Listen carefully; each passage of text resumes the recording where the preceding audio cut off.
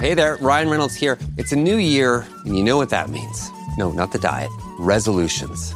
A way for us all to try and do a little bit better than we did last year. And my resolution, unlike big wireless, is to not be a raging and raise the price of wireless on you every chance I get. Give it a try at mintmobile.com/switch. $45 upfront payment required, equivalent to $15 per month. New customers on first 3-month plan only. Taxes and fees extra. Speed slower above 40 gigabytes on unlimited. See mintmobile.com for details.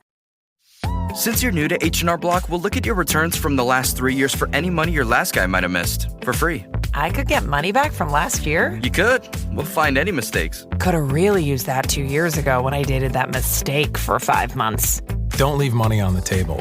Switch to H&R Block and get a free second look review. Second look is included at no additional cost with the purchase of tax preparation. Results vary. All tax situations are different. Fees apply if you have us file an amended return. This is Optimal Finance Daily, How to Calculate Your Net Worth and Why It Can Help by Jackie Beck of JackieBeck.com. Let's talk net worth, how to calculate it, and why you might want to figure it out. Let's get the definition out of the way real quick first. What is net worth from a personal finance point of view? It's the result of this formula. Net worth equals assets minus liabilities. Assets are the things you own. Liabilities are debts you owe. So net worth is the value of everything you own minus the value of everything you owe. If you own more than you owe, you have a positive net worth. If the reverse is true, then you have a negative net worth. And if it's exactly zero, that's surprising. Net worth isn't a set thing either. Instead, it's a snapshot in time that shows your current financial picture. It goes up and down over time, but it hopefully trends up over the long term. The one thing net worth isn't is any sort of measure of your value as a person.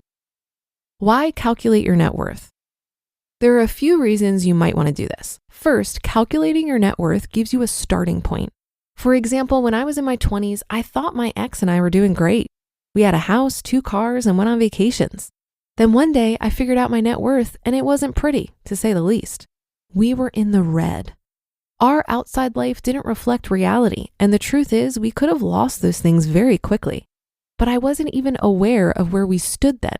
Figuring it out made a difference. Second, knowing where you are money-wise can help you pick what to focus on. That's important if you want to reach your goals. You have to know where you're starting so you can head in the right direction. If you owe a lot more than you own, you may want to focus on getting out of debt. If your goal is to retire early using the 4% rule, you'll want to build up assets that produce income. Your goal is up to you, but knowing where you stand helps you know which way to go.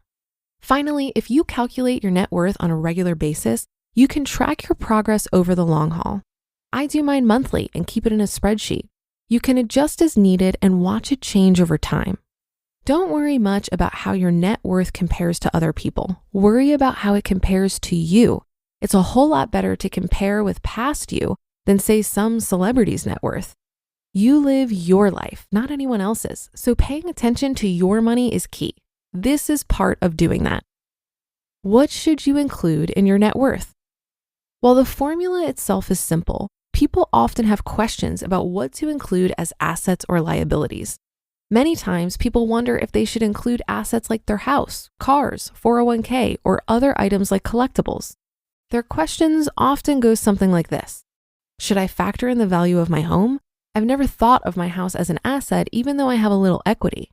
Should I include my cars in my net worth? They only go down in value, and I can't make money off of them.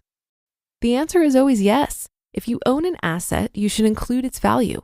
Even if you don't have any equity in your house, you never want to sell it, and you think your car is only worth $200. Otherwise, you're calculating something else instead, like investable assets for your F.I.R.E number, for example. It's okay if you want to figure out your investable assets separately too. There's nothing wrong with doing that, but that's not your net worth. It's something else. Again, your net worth is everything you own minus everything you owe. So include at least a fire sale market value of all your assets. If you leave things out, it gives you a distorted picture. You need a clear picture. Likewise, that means you should include all your debt. Sticking with the car example, you'll include what you owe on the car as a liability. So you'd have the amount the car is worth listed under assets and the amount you owe on it under liabilities. Same goes for your house. How do you find out what things are worth? Finding out how much you owe on things is usually as simple as logging into your accounts. But how do you find out how much the things you own are worth? People sometimes get stumped on this or don't ever figure out their net worth because they don't want to go through the long, drawn-out process. There's good news though. It doesn't have to be hard or take a lot of time. For liquid assets like your 401k, IRA, savings, checking, and taxable brokerage accounts, just log in and see.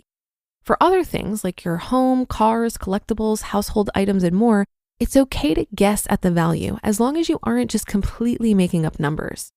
Just be consistent over time about how you estimate the values and don't go wildly off base. For example, you might decide that you will always use Zillow as an estimate of the value of your home, or the comps shown on Realtor.com in your neighborhood. You might use the used Kelley Blue Book value for your cars. For collectibles, recently sold items on eBay can work. I use garage sale prices for household items and keep the same value for them all year long unless I buy or sell something major. Do be exact with anything you owe though. If your goal is to be completely debt-free, that part will get easier and easier. The important thing is to be consistent so you can see trends over time and so you can tell if you need to make changes to reach your goals. You'll also be able to see if, for example, you're house poor or heavy on assets in a certain area. How often should you calculate it? It's up to you, but I find monthly to be good. It serves as a checkup on all my accounts as well because I need to log into them as part of the process. You can do it more or less often, but at the very least, I would do so yearly. If you do it yearly, you can also use that as a time to grab your cell phone and take pictures of your belongings, room by room, as part of a household inventory. After all, you've got to know what you have. The inventory will help for insurance purposes too if you ever need to make a claim. Should you use a net worth calculator? You don't really need to, but you may want to, at least the first time, to help make sure you don't miss things. Kiplinger's form and Tiller's spreadsheet are two to consider. Or you can always create your own spreadsheet too. No matter what you decide, give figuring it out a try. You might be pleasantly surprised, or you might not. Either way, you'll know where you stand right now, and that's the first step to getting where you want to be. You just listened to the post titled How to Calculate Your Net Worth and Why It Can Help by Jackie Beck of JackieBeck.com. You sign up for something, forget about it after the trial period ends, then you're charged month after month after month. The subscriptions are there, but you're not using them. In fact, I just learned that 85% of people have at least one paid subscription going unused each month. Thanks to Rocket Money, you can see all of your subscriptions in one place and cancel the ones you're not using anymore, saving more money.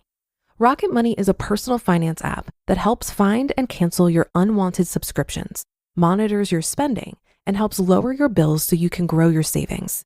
The app automatically scans your bills to find savings opportunities and will even negotiate with service providers on your behalf. No more waiting on hold. And their new goals feature makes saving automatic, perfect for building an emergency fund or saving for a house. Cancel your unwanted subscriptions and reach your financial goals faster with Rocket Money. Go to rocketmoney.com/OFD today. That's rocketmoney.com/OFD. rocketmoney.com/OFD. You know what's smart? Enjoying a fresh gourmet meal at home that you didn't have to cook. Meet Factor, your loophole in the laws of mealtime. Chef-crafted meals delivered with a tap, ready in just 2 minutes. You know what's even smarter? Treating yourself without cheating your goals. Factor is dietitian approved, chef prepared, and you plated. Pretty smart, huh? Refresh your routine and eat smart with Factor. Learn more at factormeals.com. The main reason I track my net worth is for motivation, but I don't look at it too often because volatility in my investments causes my net worth to fluctuate. Over the long term, this is totally fine, but in the short term, it can be a little hard to watch. I use Personal Capital to track my net worth, which includes my house, but I don't include my car or other possessions. What's nice about Personal Capital is that it digitally hooks up to all your accounts and automatically pulls up-to-date information to calculate your net worth. It's also free. Taking the time to understand your net worth is really just an exercise in awareness, just like tracking your spending or engaging with a budget. Keep in mind that it's a helpful indicator, but it doesn't necessarily tell the whole story. For example, maybe you have a negative net worth because you got an expensive degree that will significantly increase your income over the course of your life.